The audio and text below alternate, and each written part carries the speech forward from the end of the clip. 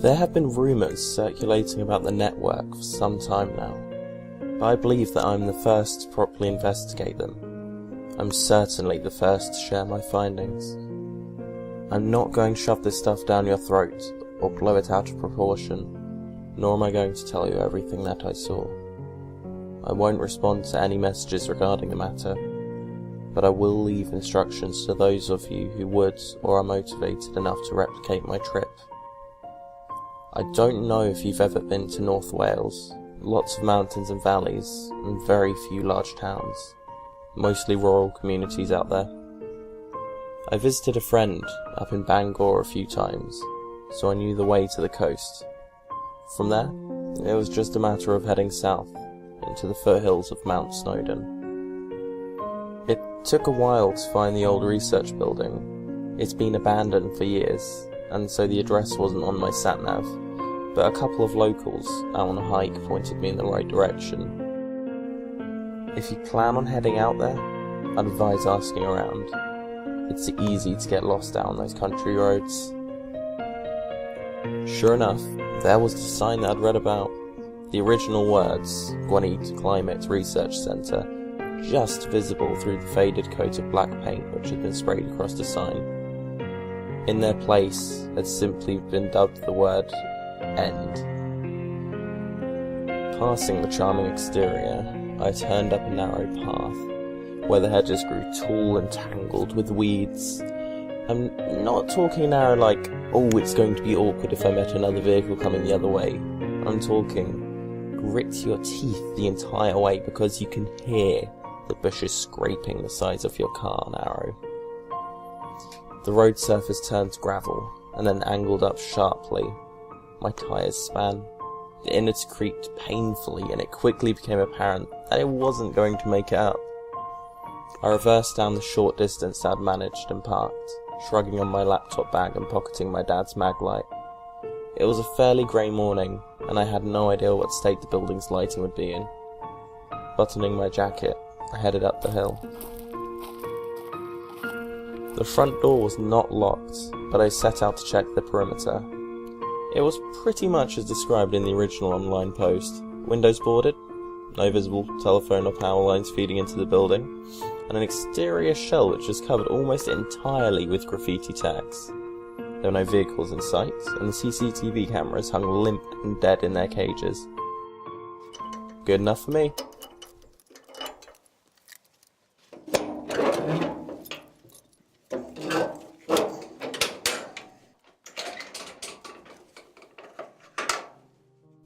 The interior was dark, as I'd anticipated. I flicked on the mag light and let it play over the grimy walls and a dusty floor. Odd that it should seem so undisturbed. One would think that this would be a squatter's heaven, or at the very least littered with used needles and condom wrappers, as most other abandoned buildings tend to be. The graffiti was still present, but it seemed more hesitant. It was spaced out and faltered the further down the hallway I went. It finally petered out a few feet from the reception desk. The local teenagers had obviously lost their nerve. I found the fuse box behind the desk and flipped a few of the switches experimentally.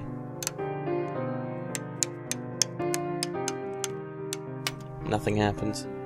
Whether the fuses were all blown, or there was no power at all, I didn't know. But I definitely didn't have the capacity to fix it.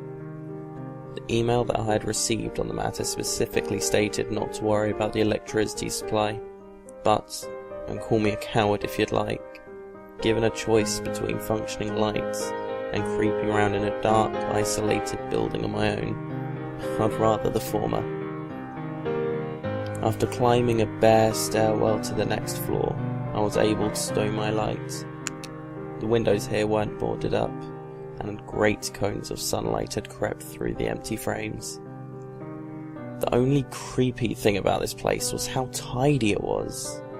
Yeah, there was a thick layer of dust that coated everything, and what few furnishings were left had been piled up in the corners of the room. but there was literally no sign of human disturbance. The sort of place an urban explorer would kill to stumble across, no doubt. I almost felt unwelcome there. The closest example I can think of is when you walked into class really late back in school. Everyone turns to look at you and you feel weirdly unwelcome. Yeah, well, I was getting that same feeling in my stomach when I found the room. It was pretty much as the email had described. A big, open-plan office layout, with marks on the floor and ceiling where the cubicles had once been, and a great reef of office chairs tangled together in one corner. There was only one desk in the room, pushed against the far wall. As I approached it, I noted that, unlike the rest of the building, it was completely devoid of dust. I pulled the laptop out of my bag and set it down. It was a cheap piece of crap 2000 model. I bought it online for about £30, reformatted and installed only the basic functions on it. It was specifically for this excursion. I was not going to gamble my personal machine on an interesting story I'd read on the internet. Once booted up, I produced the network cable. It was an old grey one, the kind you attribute with screechy dial-up tones, and parents complaining about you hogging the phone lines. One end slotted into the back of the machine, and I looped the other down behind the desk, crouched beneath it, and felt my way along the flaking plaster until my hand brushed the port. My probing fingers discovered a cable already attached, which I unhooked and replaced with my own. When I stood up, I noticed that the cable that I held in my hand was torn, as though the other half had been yanked away so abruptly that the plastic had ruptured and the wires inside snapped. I still have it around my office somewhere, actually. Nothing happened. No icons popped up announcing that I'd successfully connected to the network, and the little signal strength symbol in the bottom right corner of the screen insisted that I was not online. Puzzled, I checked the printout of the email. There was no mention of this. Perhaps the power being off was an issue, contrary to the given directions. I called up the command window and tried to send a ping. A ping, by the way, is kind of an echoed message that the computer can send out to test a connection. It bounces back, or receives a response from other machines and servers on the same network as you. To my surprise, I received 2 or 3 automated responses. I was online alright. The next given step was the internet. My homepage was set to Google, but strangely the program spent a good few minutes just on a blank white screen before I was redirected to a different search engine. It was simple to Google in its minimalism. Empty background with a central text bar, but the address was www.patriotsearch.com. In place of the Google text logo, there was a simple sketch-style picture of a stoic-faced soldier holding a British flag in one hand and a US one in the other. The words Semper Fidelis were scratched onto his helmet. I tried YouTube, but the page briefly 404'd before redirecting me back to the Patriot Search website once more. My mouth felt dry as I clicked the search option and headed to the BBC News website. This, it seemed, was still online. As I skimmed the news headlines, any doubts that I'd had quickly vanished. Second American Civil War grows in size and intensity. US troops redeployed from Afghanistan, Egypt and Turkey to defend home soil. France and Spain left reeling after terrorists detonate a thermonuclear device on their borders. Police in Texas circulate CCTV images of man believed responsible for the kidnap and murder of over 50 women since 2008. A handgun ban set to become law across America after last week's White House shooting spree. The US and Britain to allow Australia and Canada to join the Patriot Alliance. UK terrorists continue to murder in border towns, demand Scottish independence. German theoretical physicists arrested by US agents accused of treason, research on alternate universes and interdimensional travel amongst confiscated items. I sat back, fumbled a cigarette into my mouth and lit it. I had no idea precisely what I'd just stumbled across. I still don't. But it was huge. Some kind of alternate reality. News from the future? It seemed too big to be a trick. Anyway, as the email had told me, this network, this other internet, was an overlap between our worlds and another one. I went back to the Patriot Search website, began punching in anything that came to mind. Olympics, Facebook, Human Rights Act, police powers, current world map. Slowly, surely, a picture began to form. A picture of the world beyond my laptop, and the little umbilical cord which was the cable. I was a blind man feeling his way through a cave, bit by bit. The more I read, the more fearful I became. A lot of bad shit had happened. I have neither the time nor the patience to list everything here. You can't expect me to describe an entirely separate historical timeline, but I will leave you a few examples. Police in the United States and the UK were gradually being phased out and the army was taking their place. From what I gathered, the only crimes that were properly investigated were treason and fraud, leaving all kinds of depraved killers and perverts free to do as they pleased. Some of them had even gained fan followings. I stumbled across one website dedicated to somebody called the Dockyard Butcher. It had an image and video gallery in the sidebar, and the things I saw, they made me feel queasy. The world was overcrowded, but not like ours. I make no exaggeration. London was ringed by shantytown slums, the sort of place you wouldn't expect to find outside of a third world country. There was so much to take in, I'm probably forgetting half of it as I type now. Oh, and something had happened to New York City. There were plenty of records about it, dating back to the late 90s, but then they just stopped. Like it never existed. I couldn't find it on any of the maps, no discussions on any public forums about it.